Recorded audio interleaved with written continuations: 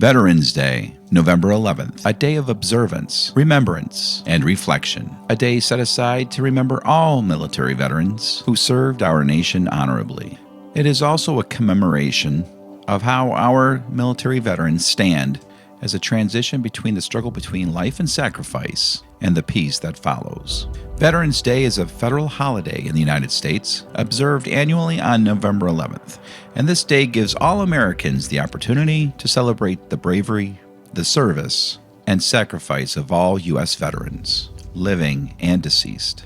A veteran is someone who has served on active duty in the United States Armed Forces, whether the Army, Navy, Air Force, Marines, National Guard, or any other service that is considered military. Also remembered are those who were prisoners of war or those missing in action who did not return home. Currently, there are about 17 million veterans living in the United States.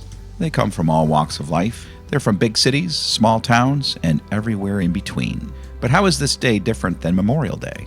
And why was November 11 chosen as the day to honor veterans? Veterans Day remembers all the veterans, while Memorial Day remembers those who gave the ultimate sacrifice to serve our country. Armed Forces Day is another day in which we recognize our service members that are currently serving in the military. Veterans Day was originally called Armistice Day, which marked the end of the hostilities at the end of World War I, which formally ended on the 11th hour of the 11th day of the 11th month of 1918. And for that reason, November 11th became the day that we observe veterans. The end of World War I was considered the war to end all wars, but it wasn't until 1938 that Veterans Day became a legal holiday. In 1945, Veterans Day officially became a holiday to observe all veterans, and that is when the holiday was renamed from Armistice Day to Veterans Day. Each year, Veterans Day is marked at Arlington National Cemetery at 11 a.m.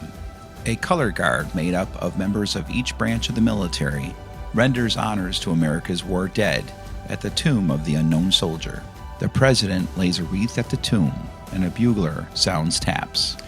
Veterans Day isn't just a day off from work or school. Veterans Day should be observed by all of us, for it is no small sacrifice for someone to serve in the military, whether for a few years or for a lifetime. The best way that you can show your respect is to take time out to thank a veteran, lay flowers at a grave, or just say a prayer to the Lord above to bless those who serve and have served.